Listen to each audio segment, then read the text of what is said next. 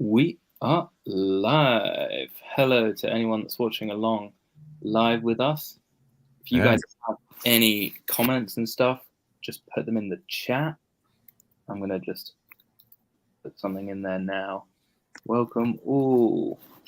And today we have a great guest with us, Josiah Dueñes. He is a man of many talents. I've been looking up all the different things you've been doing over the last few years. Got a co-founder of a coffee business in front of us, and we've got the founder of Gamma Design. So very excited to get into all the things you've been doing with Slater. If anyone does have any questions at the appropriate time, I'll bring it up. But other than that, what I might do is wait until the end to put up any kind of curveball questions. But yeah, I'll hand it over to you then. cool, man. Yeah, excited to be here. Thank you very much. So Slater's been a pretty awesome tool set that, of course, I know y'all recently came out, but it's been pretty game changer. And some of the work that we're able to start doing, and then really just easing a lot of workflows that were going on now, especially with more and more people wanting to build web apps and it being more needed. It's been pretty awesome. Great to hear. Yeah, I'll have to relay that to Jared and the product team and Mason, obviously, because they are super passionate about trying to supercharge people's Webflow projects. I feel like with Webflow, it's like the best thing for anyone that's trying to do like a pretty basic like Webflow website or a project for a client, but then sometimes there's like a custom coded element that may just be a small snippet. It might not necessarily be like, oh my god, we need the most intense like lines and lines of code. It might just be a little thing, and that's where if someone doesn't know how to code, that's where Slater can kind of jump in that type of use case. Yeah, there were.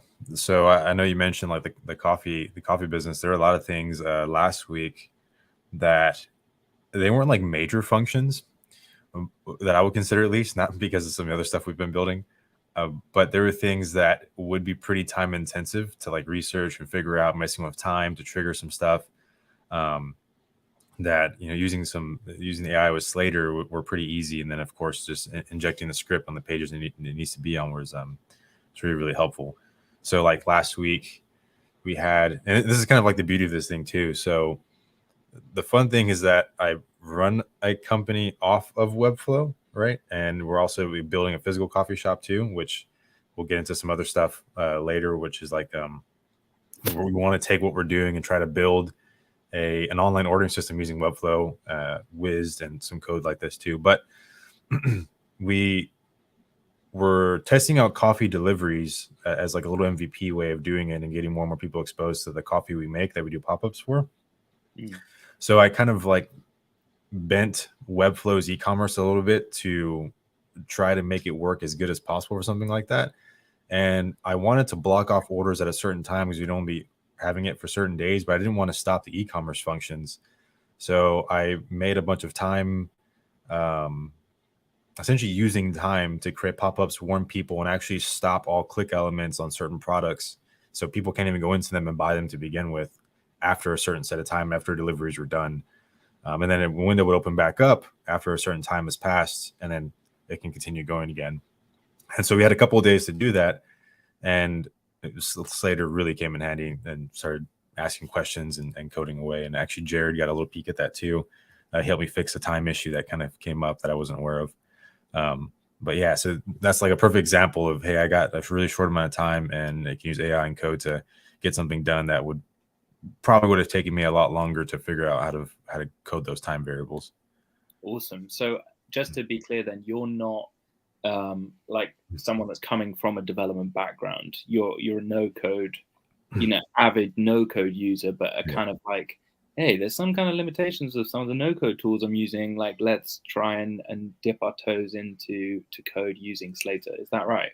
Yeah, that's correct. So I like backing up my start was really in traditional media, like with illustration, a lot of physical work. And then I got into some graphic design because my dad would do a lot of that as well. Saw it in photography. So then in college, I learned a lot of, or some design rather, and started doing a little bit of freelance work, and then started trying to improve my skills there, figured out brand strategy. But with a lot of the companies, smaller companies I had worked with, early on, they needed help as well. And I've always been sort of a technical person. I built computers. I did take a coding class in high school. So it was interesting. And so I was like, okay, I can figure out this website stuff. And I remember first finding Webflow probably like 5-6 years ago, like really early on into Webflow. And I remember seeing a blank page and I was like, oh, this is intimidating. So then I stopped, and then I started using Muse. I found Muse, but then that got sunset within that same year of me using it. And then I looked around other stuff like Squarespace, Wix, things like that. I didn't quite like any of them. And I came back to Webflow again after I think I found some content on Flux Academy. So he's been, and I did see a video come up that I watched like 5 or 6 years ago as well. I was like, oh, wow, it's been that long already. And then probably about 2 years ago, I started really getting, I guess, feel like getting my stride going with no code stuff after FinSuite started releasing a lot of their stuff around client first. And then that kind of really started helping me take off on a lot. So yeah, I came from like a real brand strategy, and then just willing to take on a challenge of a lot of clients. And yeah, I'm very comfortable being able to dive into like coding stuff and figuring things out, and it's pretty fun. And I actually do like a couple of the team that we kind of have together here, people that I work with are in the stream. So like Brett, he's a full-on developer. He said hi in there. And so he's helped me learn a couple of things as well. Yeah. And there's another guy, but he's probably watching on YouTube, Luke as well. We're kind of teaching him some things. But yeah, so I am for sure like full-on no code and some low code. I try to use as much no code as I can to do things. We've just got a comment from Brett here. Josiah is the most technical, non-technical person I've ever met. Lol. Shout out there. Brett definitely wants a raise. Yeah. But no, it's good to just have a little background to you as well, because I think it's interesting since Slate is a new product, and trying to just work out, who's really using Slater and who's really loving it, and trying to work out who the kind of avid fan base is, and with the product roadmap, there's a lot of different things that's currently being talked about behind the scenes. So it's just really interesting to know a little bit about you, what you're building with it, and how Slater can be used even more for your benefit. But I feel like we've teed up. We've got everyone on the edge of their seats, Josiah. Let's dive into Slater now, and let's see what you're specifically doing and how you're using it. Yeah. So what I can do is I can kind of share my screen here. We can see. Let me see. I guess I hit present down here. Yeah, and then what I'll do is I'll if I make your screen the whole of the screen, then we can really have a look at it. I'm not going to ask any questions while Josiah's just getting this up and ready. Dive in, ask comments. I want this to be more interactive than just a presentation. So yeah, feel free. Yeah. Okay. Is the screen able to be seen? Yeah. Okay. Perfect. So let's take a look at this. This is I would say almost finished. We got a lot of it built. All really thanks to Slater, all within a couple of days. And we had some pretty major challenges in the beginning that were really frustrating. But I'll get into the story. But first, let me show you what this is. So simply, we're working on a coaching platform for racket sports. This is for a client, and it's going to be based in Austin for now. So it's an Austin-based product, and you're going to see a lot of lovely test data in here. So nothing too crazy, but essentially, the vision that the client had here was he wanted to be able to interact with the map that shows all the tennis courts, so where people can play, and then show what coaches will coach at that location. And the goal there is really for him to be able to start to broaden the racket sports community. He loves it. He's a professional stringer. He does a lot in the community. So that's kind of like a little bit of backstory here. And so that's why this is focused on Austin for now. And so these are actually all, actual locations. And so you can kind of see we built this map. So we've kind of hacked and bent the icons a little bit, if you will. There wasn't an official way to change them inside the Mapbox documentation. And so that's why you see the icons are different than little pins. So with this, we ended up using Mapbox to build this map application, or this map part of this web application. So originally we tried to use Google Maps. For whatever reason, there was like some pretty large bugs that we wasted a lot of time on trying to fix, and it didn't work out.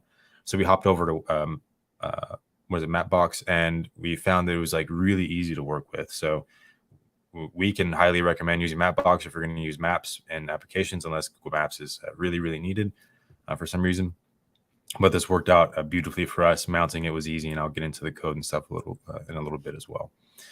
And essentially what this does is you click on a location, Chevy Chase tennis courts here, and it'll actually filter out what coaches are at that location. And then so you'll see that there's none here because we just have a lot of test data inside the database for now. And so some of them have locations, so that one does. You'll see a good test profile there.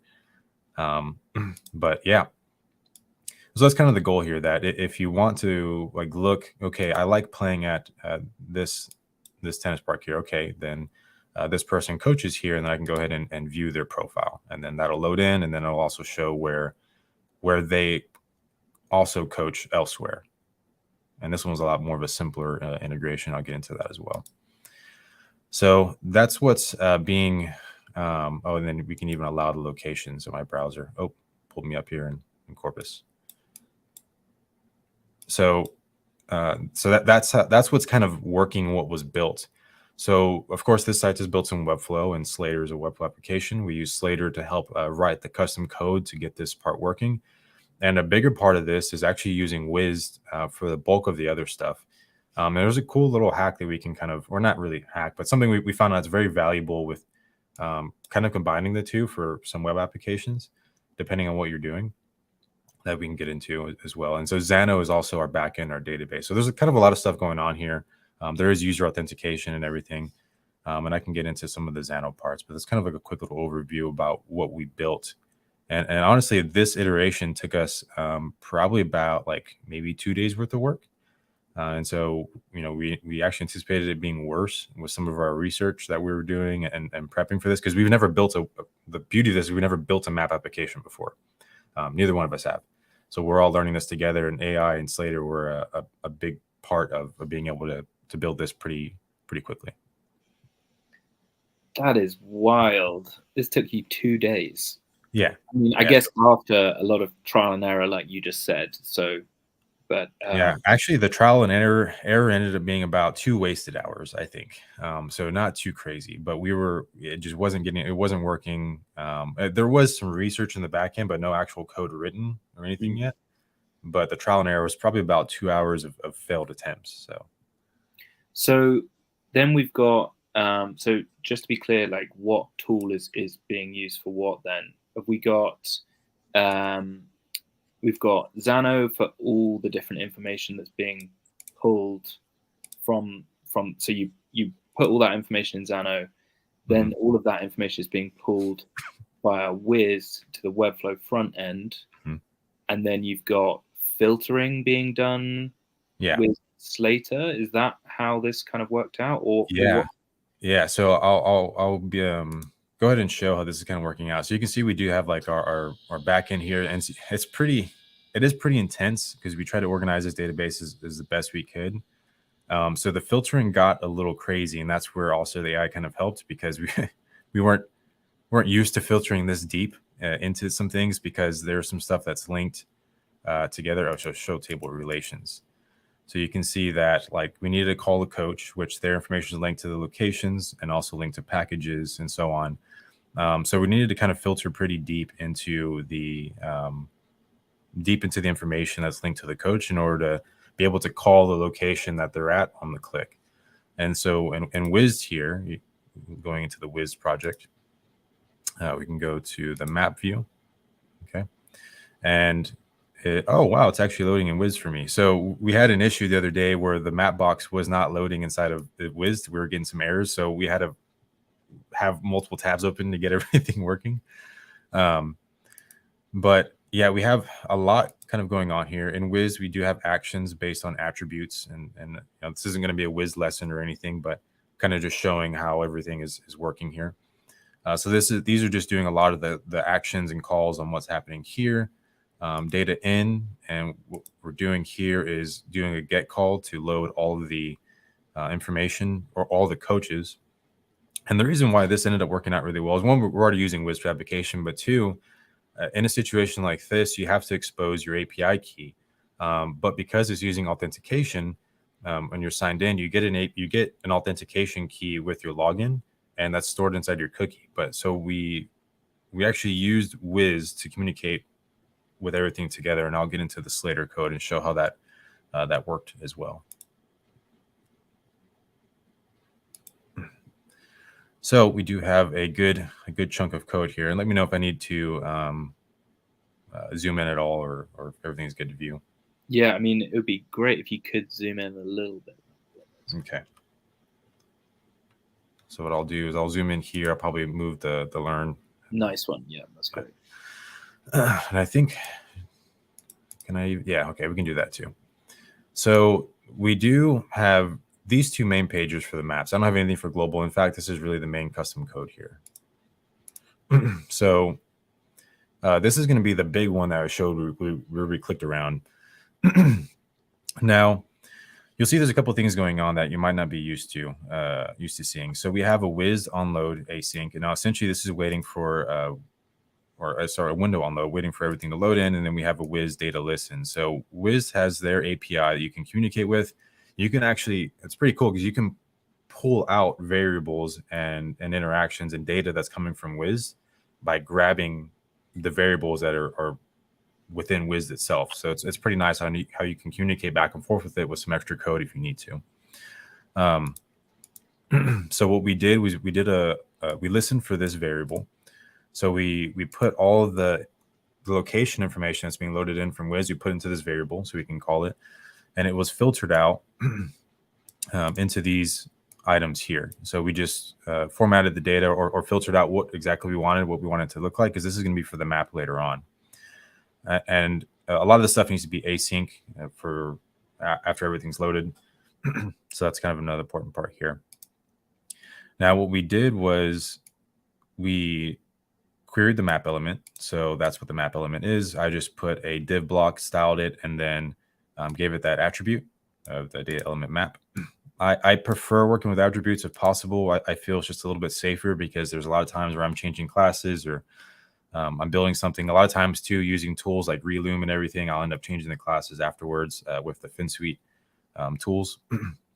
So the attributes are just a little bit safer in my opinion. And now simply here, we called Mapbox and got it started. Now this part was pretty easy.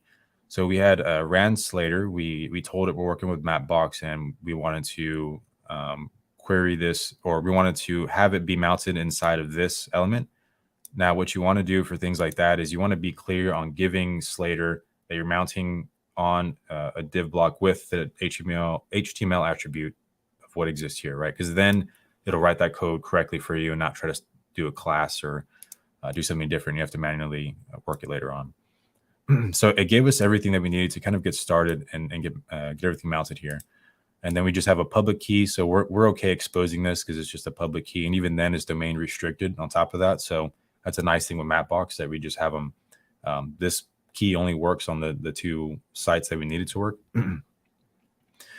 And here we just have a simple of what the map is doing. So Slater wrote this part for us, beautifully. Everything worked out. We injected that code, put in the key, and it mounted, no problem. So we didn't have any issues there. Now this is where it starts to get fun. So, well, first, do we have any questions here so far? Because I know there's gonna be a lot to kind of go through and show what we built. Yeah, there's I mean, Brett said, can we zoom in a little bit more? That's the only question so far. But I think everyone's maybe just kind of like, wow, genius. Just trying to soak it all in. Just a question about your process, because obviously we're looking at this like after the fact that you've managed to solve it. And I'm just intrigued. You've got Slater, Webflow, Wiz, Xano, Mapbox. you got 5 different things working together, talking to each other. If anyone's watching this and is like, man, where the hell does this process even start? Like what, like, how do you even, did you come up with the idea and then implement it, starting with building in Webflow, and then from the Webflow build, you were kind of like 80% done with the Webflow build, and then you were like, okay, let's just link it with Wiz to check if that works, or like, can you just talk us through, just backtrack a little bit as to like how this came to be? Yeah. So we actually, the process was a bit interesting.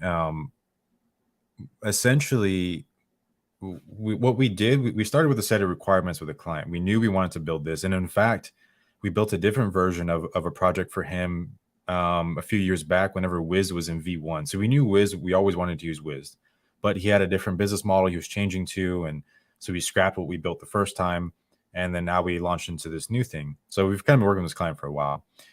There's an interesting thing that happened, that Wiz 2 got announced, so we kind of put a pause on development. But with our new set of requirements, meeting with him, we knew we wanted to do this coaching marketplace. Wiz was always on our radar, that we're going to do this with Wiz, because I've kind of been an earlier on to this. But we started designing things out in Figma, working on the marketing aspects, what features did we want for like a version 1 of this to release, and working back and forth with the client. And so we tried to get as much into Figma as we could. And from there, started just developing in Webflow. And the process with Wiz and Webflow is I would say they kind of go hand in hand. You can actually develop out everything you need to develop inside of Webflow first, and then move on to Wiz. So Wiz, what it does is it links on to the site with some code. I think you put it inside the project header, if I remember correctly. And then everything else links with attributes. So you just assign attributes to whatever functions you want, or you know that elements are going to be interacted with. And then from there, you'll stick inside of Wiz and then start building in Wiz all the other extra functions that you're going to need or want that Webflow won't handle. And so that's a little bit about the process there. Now, the map, this part, because this is where things started to get really interconnected, that was an idea that was always floating around the client. And originally I was like, man, I don't know how I'm going to do that. So I started doing a little bit of research, kind of figuring it out. And from there, things that kind of started coming together. I started figuring out a couple of things with Google Maps. And essentially what we wanted to do, once we figured out a direction we wanted to go, then we just started testing it. So that one was kind of worked inside of that one. We sort of built and tested all inside of Webflow itself and designed for the most part. I think some stuff was designed inside of Figma, but we ended up really just designing, testing, building all inside of Webflow all at once. Okay, awesome. That's it's just helpful to get a bit of context, because this looks like beautifully thought out, like 10-course meal, right? But actually what you're saying is, well, it kind of wasn't always going to happen this way, and there was a lot of moving parts, and actually it comes beautifully, but you know, there was a little bit of the interesting thing about this too is that because of AI, our workflow has been changing a lot. So traditionally, we would have probably attempted this all inside of Wiz and tried to figure it out. And in fact, so I've been using Wiz for a bit, and I brought Wow, I can't talk today. Brett onto Wiz, and he, coming from a developer background, really started being able to bend this thing to his will. So we figured out a lot of new things we can do. And from there, we were going to be using VS Code to code out a lot, and of course be coding manually. I mean, probably use like ChatGPT or something where we could, because that's what existed then. And if even possible, because a lot of these, like the nature about some of these tools is that sometimes they're not always trained on this data, right? And that would have been our workflow previously. But with the introduction of Slater, we just quickly implemented Slater, and so far it's worked out. Like we we knew we were already going to attempt it with VS Code. In fact, we were already getting our development stuff set up. I was like, you know what, guys, let's just use Slater. So we just put in Slater, and because of the scripts, it's beautiful. You don't got to worry about trying to send things off to CDN and building it, and it does all that beautiful work for you. Okay, that's great to know. Just so if anyone's watching is like super intimidated, this has been a kind of process of working through different tools and working out the combination. Speaking of, got a question here, which I'll just put on the live stream. Why did you use Wiz instead of Bubble or any other no-code tools for products? Seems like you could have made it work with one app instead of 2 to 3.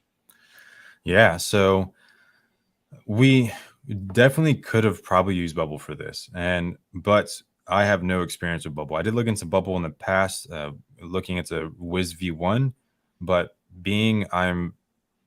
I'm very, I would say, I'm very confident in my Webflow ability. I've learned a lot inside of Webflow, and I've been able to build a lot really fast.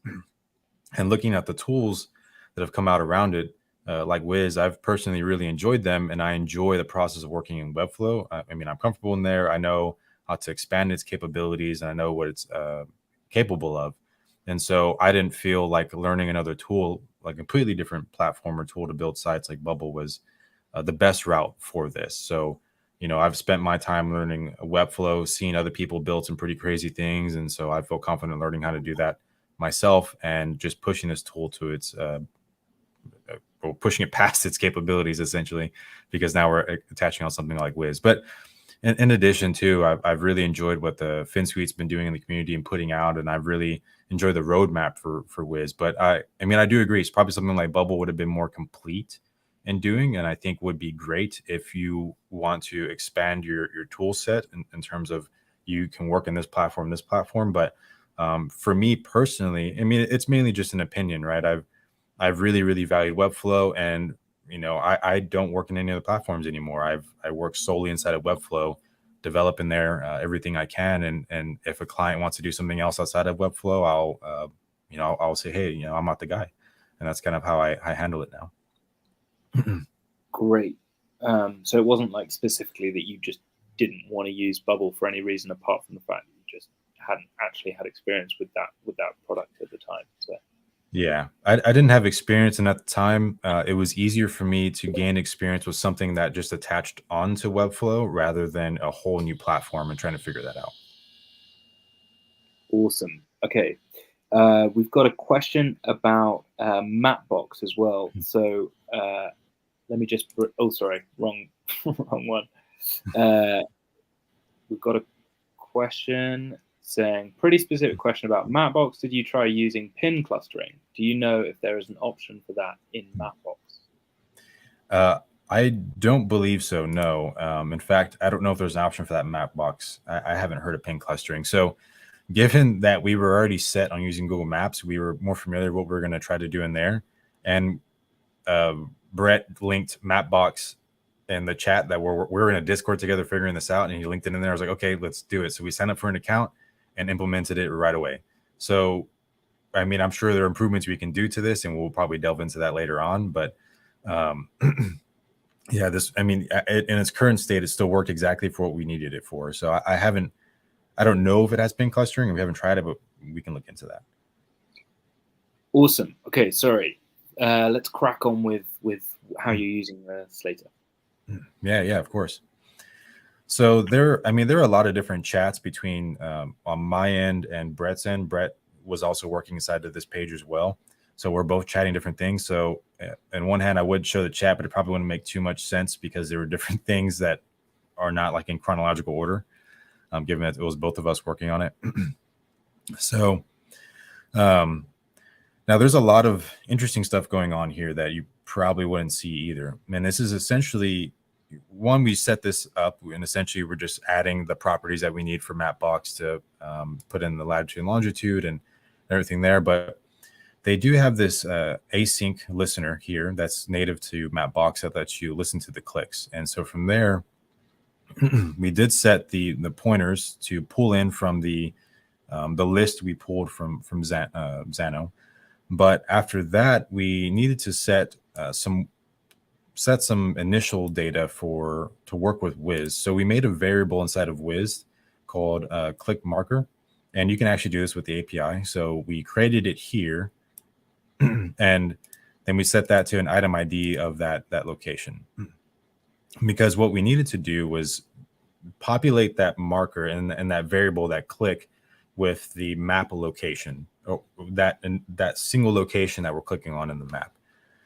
And there were kind of a weird little bug that happened, and we needed to make some extra code for. So we needed to essentially, actually, that's down here. I'll get into that a little bit later. But from here, we needed to go ahead and get the map first click, which I believe is a little bit later in our code here. But we did make another variable with filtered map data. And so that variable is now being pulled from some deep filtering we're doing down here. So some fun stuff.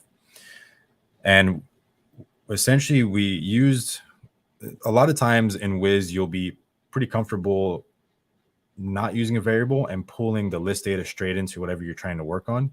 But we actually mapped all that list data that we pulled into a variable, kind of like you might do in custom code. And then we were sending information to that variable back and forth with the code to filter out a new list that then gets rendered on that left side, that left screen that you saw there. So then here we just set what that filtered data is supposed to look like. So from here, this was sort of that deep filtering that we were having fun trying to work out, and Slater really helped out, is we needed to go down a good bit of I would say like in table depth and linked variables in order to pull from a coach ID to their linked location. So we need to filter down pretty far to see what equals that marker value. And so let's say you chose that one tennis location, which is that marker value. It needed to be filtered out against where these coaches coach. And then that list needs to populate with that filter. So then it only shows these coaches with that filtered map data, essentially. So that's what's really happening here. Now down here, we did have some weird bug we tried to fix with like a flag essentially that set the click to true and false. We found that for whatever reason, the first click wasn't working. So we can click on a pin and it wouldn't filter out the data, but the second click would. So inside of Wiz, we did a little bit of debugging, and we just created a variable essentially as a flag that set to true or false. We set it to true in the beginning, and so like the click already happened, but then afterwards, after we did our next click, it was set it to false, and we kind of skipped over some of that debugging code, so it wouldn't try to rerun that code again because it's already working. So that's just a little bit of what we're building inside of here. We're trying to get that, trying to debug what was kind of going on that weird first click that wasn't happening. But essentially, we just, again, we just put in that to that variable. We skipped over some of the other debugging code that we had, and then we put that inside of the filter map data inside of here. Damn. Okay. Did everyone get that? Because there's a lot to take in. If anyone has any questions, by the way, feel free to jump in and ask them. Josiah, can I ask you a question about code then? So in terms of how much were you asking Slater to work out stuff for you versus how much did you have quite a clear idea of what you were trying to get Slater to do? Because I think there's a bit of an art to asking Slater for prompts to get the right information. Yeah, no, there definitely is a bit of an art. So for sure, the first thing I started doing is I told it we're working inside a map box and needs to be mapped to this. So we asked it to build the map. But after that, we used a little bit of the Wiz documentation to create the Wiz onload to start building in how it needs to listen to what's going on with Wiz. And then so we put that inside of there, right? A lot of the next stuff, this was some of these properties were already set from Slater, and some of the next ones you looked at the documentation and added it in there.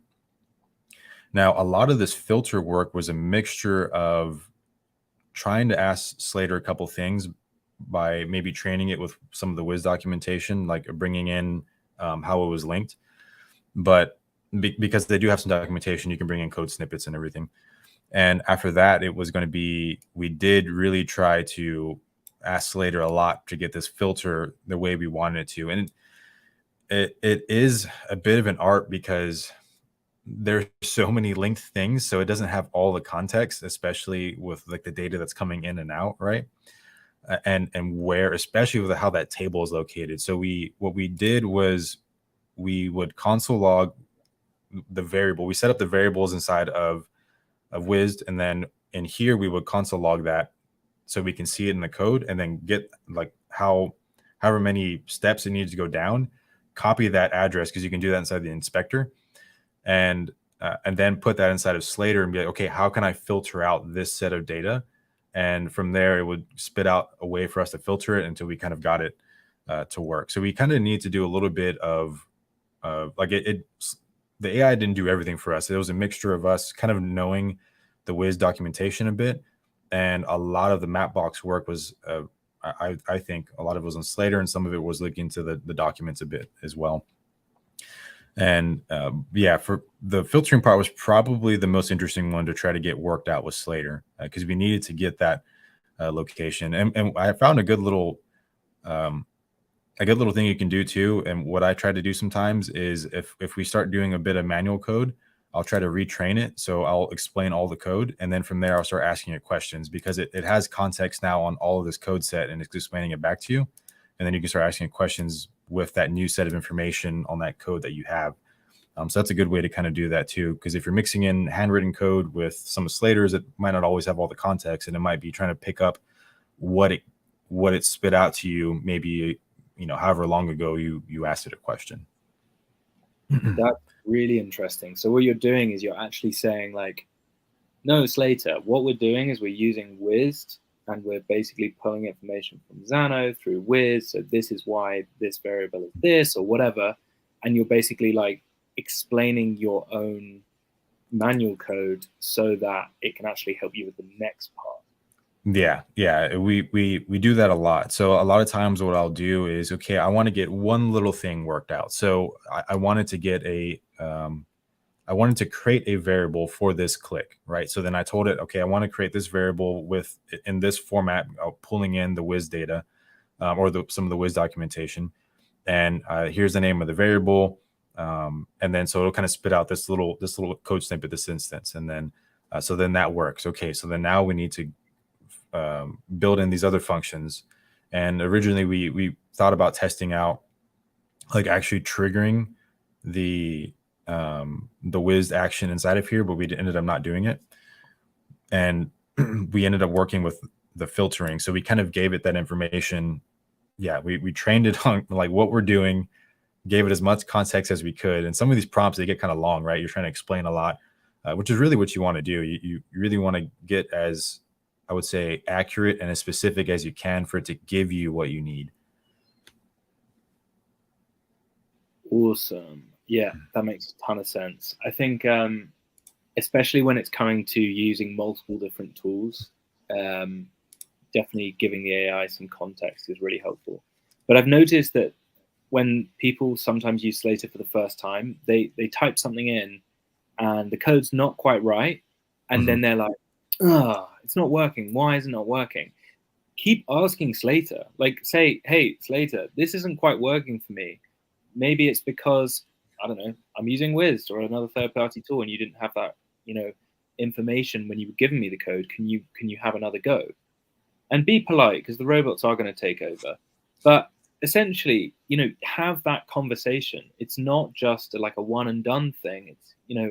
It's, as Josiah says, like you're actually, you've got to give it enough information to let it help you to a certain extent, and keep asking it. So I think that's a really, really useful insight there. Is there anything else like from using Slater so far that you've been like, oh, this is a really useful nugget that I wish I knew when I first started using it, but now I do know? Yeah, actually, there is a nice thing that I never took advantage of, and we're not using it here, but the fact that you can add the external scripts. So like, let's say you're working with GSAP. It's a popular thing to use the CDN for, right? But even in Mapbox 2, we're using the CDN. You can go ahead and put in the external script to that CDN. like the address to that, the URL. And now you don't have to worry about placing it inside of your Webflow page. It's going to be directly into, it'll be directly here and it'll be loaded in with the rest of that code. So that's like a nice one that I didn't take advantage of. It's just kind of cuts down like where information is living. You have code inside the Webflow editor, and then you have code here and stuff elsewhere. It's kind of nice to be able to start to consolidate where everything is living. So that's a good little one that I think is people might glance over, right? You kind of see external scripts, you're like, I don't know what that is. You see this, you're like, well, I don't really know what it's doing. So that's, I think, a good one that people could probably glance over. Awesome. Yeah. Really oh, yeah. So there's another one here too, Brett mentioned, and we did find something interesting that kind of happened. So traditionally, most of the time, you can work with just copying this single script. And what that is doing, for anyone watching the stream and not familiar with here, is it's giving you both the production and development scripts, but loading them to different parts. So whenever you're in the Webflow IO domain, it's loading the development script, in which it's not built. And if you're in the publish domain, then it's going to load the production script, which is built. And you have to manually publish that one, so it's not overriding what's going on the live side, which is really, really handy, really, really nice. And almost, in a way, is a little bit of versioning control, right? So that usually works fine, but we did have a weird thing that kind of happened, which led us to actually utilizing this more often. So now this gives you the option if you only want the developer script or only want the production script. And what we found was that we had originally we had this page setting. So this one's like a little bit of the simpler code here, where it essentially, this one is, with the way that the sitemap is like we have a dashboard, and then there's the coach page in there. And then we have the maps too, which is, I think, also behind the dashboards, behind the search. But it started to kind of confuse the items, because I know right now Slater has a limitation where it can't really decipher anything behind like the slash, like the folder of pages. So then it tried to start running the same code on the other page, but we got around that. Like that only happened whenever we were inside this script. Whenever we switched to the the development only in production scripts, the issue went away. So then we manually put this page's script, because what it does is it gives you the actual page itself. So that 797. So we put that script inside of the page it needed to, and then we put the other one inside of the page it needed to. And then from there, we got around the whole issue. So if you want to be a little bit tighter on how the code is kind of like where it's being injected, that would be a great way to go ahead and do that.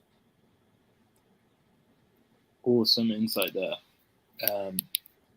Yeah, so if anyone's watching and has any questions for Josiah as well, I'm kind of barreling away with questions here, but if anyone's like, ask about this, or if there's anything that you want to ask about Slater, then do. While people are maybe thinking about some questions, I'm intrigued, if you were in charge of Slater, what changes would you do, or what product features would you add, or maybe what product features would you take away? Is it too busy? This is a bit of a selfish question, because we're redesigning the website right now and talking a lot about products and features and stuff. But I'm just very intrigued as someone that's had a real dig around the product and is really using it actively.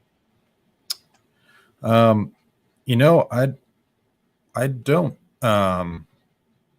don't think there's anything I would necessarily change yet. I mean, a lot of the stuff, like bugs that have come up or anything, they've been squashed pretty quickly.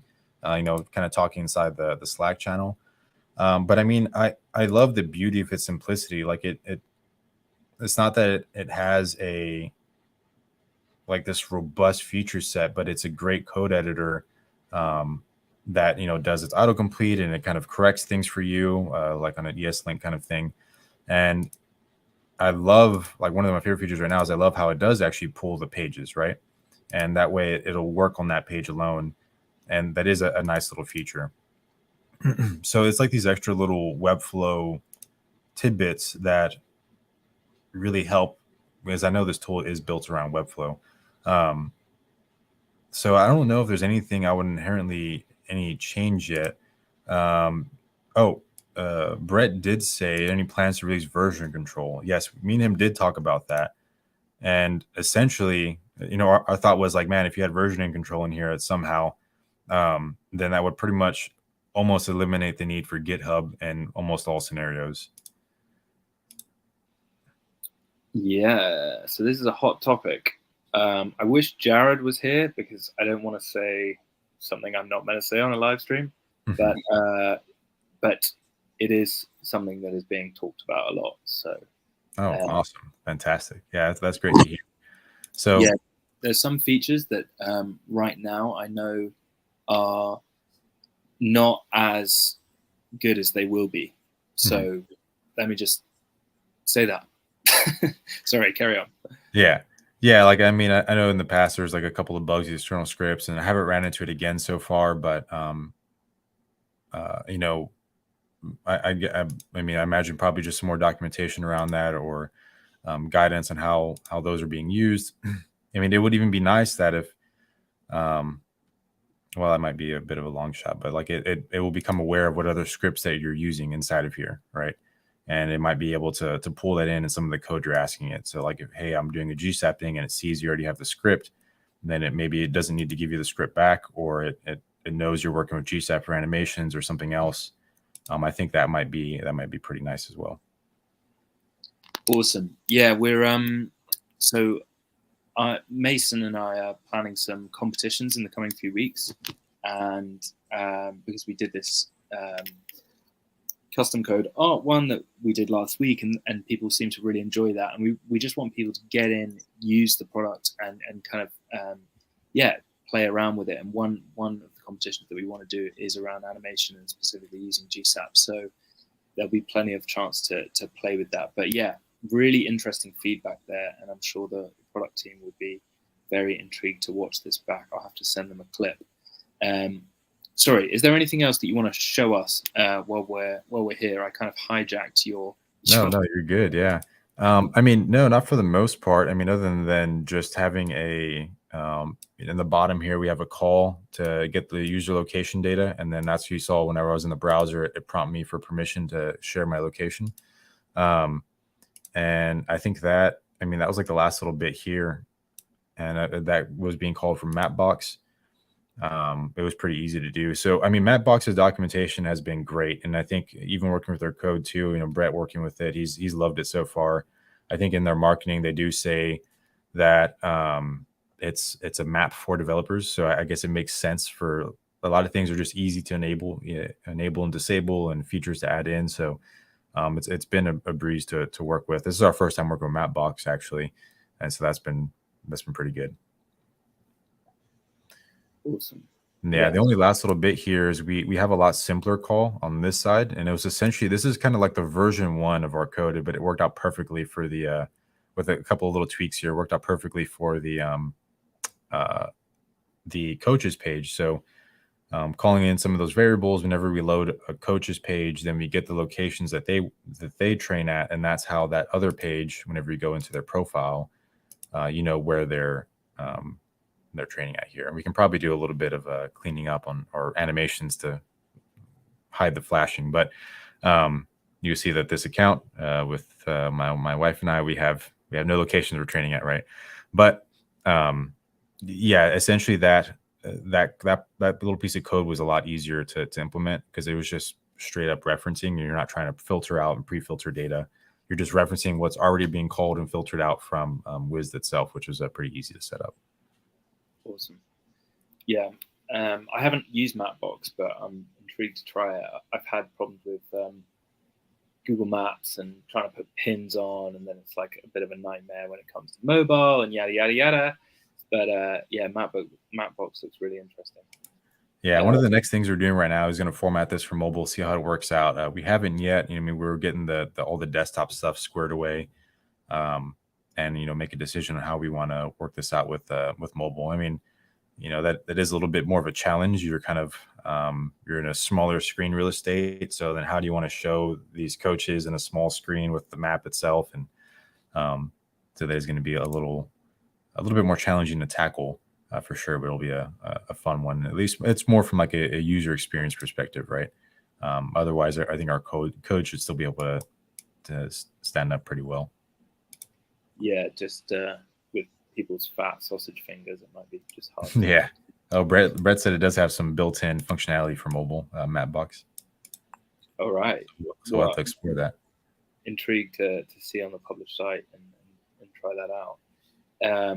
Is there anything else that you want to show us, or do you feel like you know? I know it's 7 a.m. Well, it's probably 10 to 8 now, but you know you've had an early start, so maybe you're like, you know what, Jack, I've shown enough. Yeah. Is there anything else? Yeah, I mean, yeah, this was probably the more interesting thing that was going on, right? And seeing like how you can start to do some pretty complex things with Slater, and especially if you're utilizing other tools, how to kind of interact with them. I mean, but there are definitely other use cases where working on, I'll say like the grind coffee, right? More simple scenarios that could have probably taken you a little while to figure out that work out just perfectly fine here. So like I mentioned, this was some of that code that we looked at for creating the time, and I think I can actually open up a new tab and show you exactly what's going on. So if you go to the coffee website, order coffee. Oh, it's actually not time yet, so the cutoff has not happened yet. So it's in 8 more minutes. But there's a pop-up that happens here, and I can probably even change the dev code and show you.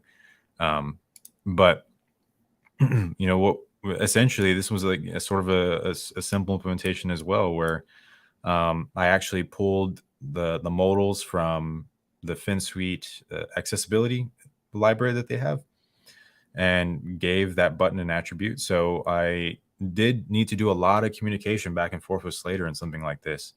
There's a lot of debugging. Sometimes things would happen. I didn't want it to happen. And I started kind of working back and forth with it.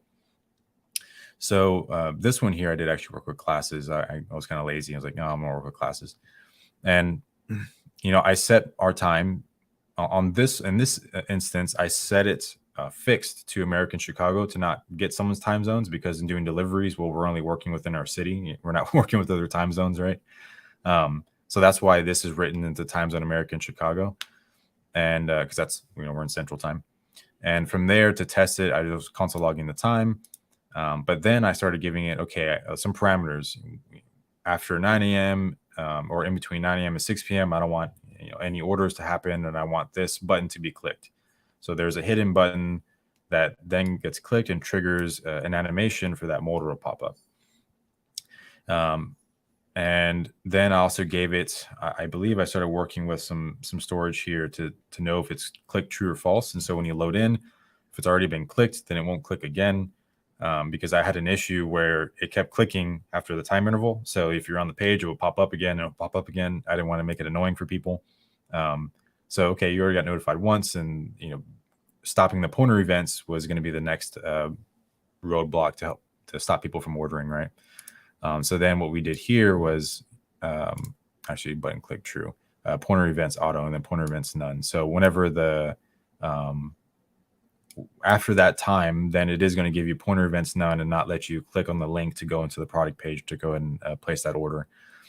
And then here it was just a little bit of animations that I worked into. I was like, you know what, let me spice this up a little bit on hover.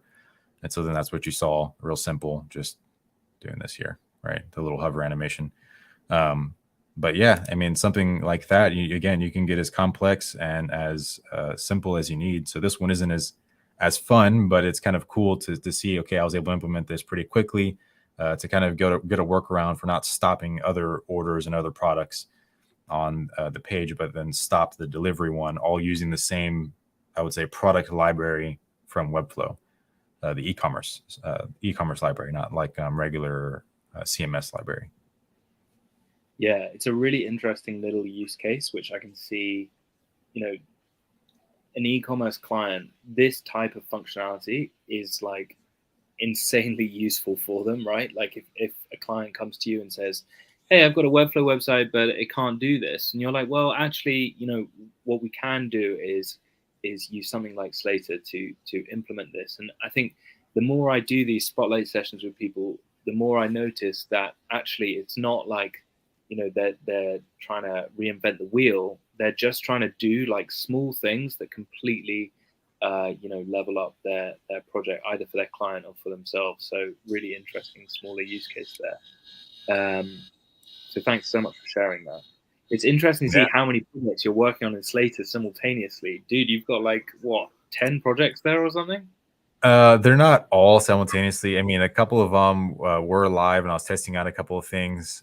This one, I'm trying to figure out the form stuff we talked about over email, but it's kind of been like, it's not like an urgent thing. It's more of a nice to have. Yeah, this is just some animations for a client, which actually, no, the animations are actually written somewhere else, but I wanted to try migrating them over to here. And then, yeah, other than that, this is an interesting one. Unfortunately, I can't share because that one's under like an NDA. But that one's cool because we needed to do an MVP for what a chatbot could look like in the medical field with something, a startup project that I'm working on with another company. And I needed to build something quickly so the CEO can hand it to, I guess I would say, some other key stakeholders or board members that are part of what they're doing, and just show them, okay, like here's a version 1 of what we're thinking. How does this look and feel? We could have done it in Figma. It wouldn't have been the same. We wanted to create something you can actually interact with. So I was able to use Slater, all Slater, and actually fake a chatbot, an AI chatbot, and actually have little bubbles popping up and everything. So it was pretty fun. That's sick. Yeah. That's so cool. So, I mean, yeah, Figma also has some, capabilities to do some animations and stuff, but it's cool that you just jumped in here and were like, let's just make like a working prototype. Yeah. And so they're already thinking about it, and we're like, we don't want to spend days doing this, or I'm going to have to live in Figma for a while and link all these animations. And I was like, you know what, let me do something that these guys can actually load up on their phone or their desktop, and then it worked out. That's so cool. And is there I'll stop sharing your screen now. Is there anything that if someone's watching this and is like, I'm not the most confident coder, or like, how would I even begin to go about using Slater? Is Slater for me? How would you respond to that type of question? Yeah, it is kind of tricky. AI isn't perfect. It can do a lot, and I wouldn't say I'm the most experienced coder either, because I'm definitely not, right? Someone like Brett, who's watching, is far more experienced than I am. But what's nice is that at least there's the learning part in Slater, which is explaining the code to you, so you're understanding what's going on. I think what helped me understand more code was actually using these no-code products. I've seen a transition that happens as you start learning no-code, and then you start understanding what's going on and understanding code more, and then you start wanting to learn it a little bit. So you start seeing how to expand it, and then you get a sprinkle of JavaScript here, and you start seeing patterns on how things are being laid out, how functions are being called. And then you start trying to learn some of that yourself, right? And I got a little bit more hands-on trying to learn it because, well, the AI stuff wasn't really built up last year for coding whenever I was doing more manual stuff, right? And so like last year, I learned a lot more code than I would have, than I thought I was going to be learning last year, for sure. It always seems intimidating at first. Code does really seem intimidating at first. The learning part does help out. But AI can really help that learning curve as well. So yeah, I would say, just take on AI. I think one of the big things I've been really excited about is that it does help that learning curve, for sure. So there traditionally has been a larger barrier. If you have an idea and you want to execute on it, well, you don't really have the knowledge to be able to do it. So you're kind of stuck in this weird area where you just do nothing, or if you thankfully have money, you pay someone to do it, right? But there's been little things, like, for example, I needed to format a phone number in a form, and I didn't really know how to do it, or I didn't even know to go to regex to like auto format a phone number to get sent to a database. because I wanted it all consistent, the same. And I just asked AI, and then it gave me the thing in regex, and then it solved the problem, right? So sometimes, like, okay, now I know that it's going to be regex, and I need to implement it in this way, and I can either ask it the same thing, or I even save the little code snippet inside of a Notion library that I have for some of the work. I just go back, copy and paste it, and link whatever attribute or class name I need to do. And things like that really start to kind of help out and save some of those code snippets, and learning for things in the future. But it's pretty exciting. You're really like lowering the entry, I would say, to get your idea out into the market. And that's like one of my bigger passions is like, okay, what idea do you have? How can you get it out there, test it, and really start taking action? And a lot of people, unfortunately, have great ideas. They don't do anything with them. They don't know how. And now we're starting to get some tools to be able to shape those ideas. And then, later on, given the proper resources or know-how, we can start to refine them, right? And from there, we can move pretty quickly. And so that's been the beauty of like what's kind of happening with AI and everything. And in fact, I mean, I think AI has helped teach me more too about coding, because it's nice. I don't have to go through forums searching for a solution. I can ask it. It can get me close enough, or I can have it explain it to me. And I'm learning with the exact problem I have. That's the nice thing about it too. Boom, mic drop moment there. So, one, just get in, use it, start the process of just asking AI for help with stuff. If you kind of know the direction of where you're trying to get to, you can get, I'd say, 80% there, 90% there. And then there's a little bit of refinement that needs to happen from there. But don't get discouraged if it doesn't work straight away. Just keep asking Slater to refine that and say, hey Slater, this doesn't work. Why might this not work? And it's actually incredibly helpful at giving you like different reasons for stuff not working, is what I've found so far. And then the other thing that you talked about there is just the fact that most people don't even start. Like, code does seem scary, but like now the barrier to entry is just so much lower to essentially democratize the internet. I mean, I don't want to sound like some kind of Buddha here, but I do think that now the barrier to entry is so much lower to actually create whatever you want and start whatever you want, and decide how you want our digital world to look.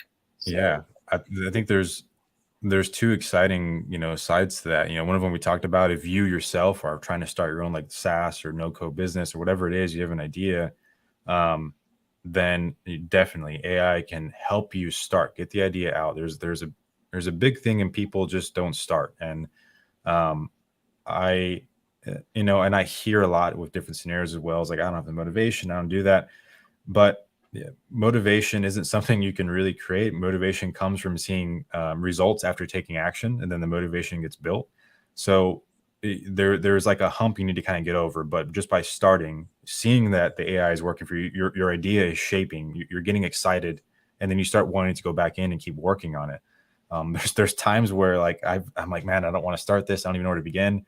And I start asking questions, start doing something, and then start forming. And then I don't want to leave the AI interface, right? I'm just, my brain's going now, and I'm excited. And next thing you know, my idea is like almost complete, or if not, then it's out there, it's out the door, right? Yeah. And on the other side too, if you're someone who's working with clients, I think all you're doing is you're just putting yourself ahead of the pack. I heard this quote, and I don't even remember the original source anymore, but it's not from me, but where it's like, I said, AI isn't going to replace you, but someone using AI will. And you're starting to expand your capabilities and knowledge with the help of AI to set you apart from people who just don't even want to mess with it, or feel it's scary or whatever it is, right? People are just being traditional. And then, you can, I can ship something to you within 2 days, where the other guy's like, okay, it's going to take me 2 weeks. I got to, figure this code out, or whatever it is.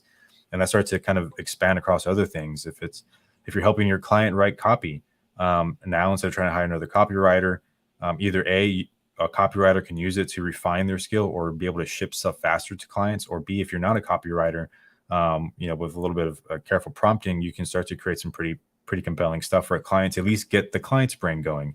You can tell them, hey, this might not be final copy, and I'm not a copywriter, but how does this sound to start? Sometimes they love it. Sometimes I have a couple of tweaks, perfectly fine. There's these little things that start to happen where you're really starting to just set yourself away from the pack. And if you're not the one trying to ship ideas, you're helping other people ship their ideas faster, right? And so then you become a more valuable designer, creator, whatever it is, developer, and that you become an invaluable asset for that company. Hey, I'm thinking about this. Well, great. Let me work it out for you. Boom. In 2 days, you have an MVP to them or whatever it is. And that's the other beauty of that side as well. So if it's not for you, well, then you're helping someone else realize their dream. And in return, you're becoming more valuable for that, in which you can charge more and be a more valuable creator. So I would say that as well. Hey, this has turned into a podcast. This is powerful stuff. But yes, couldn't agree more. You turn from a human to an octopus in right. It's just kind of wild how much quicker you can get to 80% of the way, and then refine that from there. Yeah. But couldn't agree more. And it's awesome to see how you're jumping into Slater, and it's awesome to have someone like you in the community that's like just getting their hands dirty, trying it out, and also giving feedback to the product team, finding bugs, etc. It's super helpful. So thank you so much for doing that. Speaking of, I've put in the chat, join the Slater Slack. So there's an invite just there. Just copy and paste that and join the Slater Slack. If you guys want to ask anything, give any feedback to the product, or meet other people that are using it. A lot of people just ask questions in there and stuff. You'll also know about events that are happening. The other thing to say is that I assume everyone who's here is watching with an invite code. But if you don't have an invite code, let me know. Slater_app on Twitter. Just send me a DM or send me a message in the Slack group. Josiah, do you have anything else to say before we end this stream?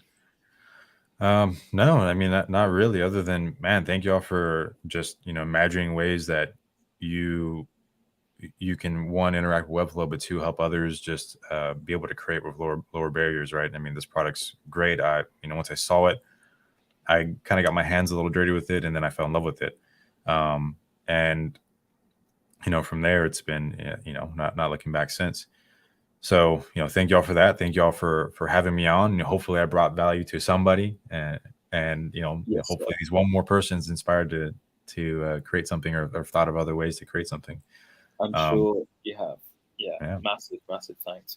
I'm just the marketing guy, so I'll share this with Jared and Mason and the guys who are actually getting their hands dirty. The face of the coal mine. I'm just the guy who's here to chat with people that are doing amazing things. But thanks so much for coming on. You need to send me your address because I got to send you some EA merch. Everyone who's watching, awesome. Thanks for watching, and I'll send this out in the newsletter tonight, actually. So if anyone is wanting to catch up at any point, I'll send it out tonight too. Awesome. Yeah, I mean, if anyone has any questions or anything, I'm usually living in the Slack or something. You can find me in there, DM me, or you can message me on Twitter. But if not, then I'm exploring a lot of this stuff and building live on YouTube. So if you have any ideas or questions on content, then let me know. Awesome. Yeah, and I've put your YouTube channel in the chat as well, so people can find that there. Awesome. Thank you so much, guys. Hey, thank you. Bye, everyone. Bye.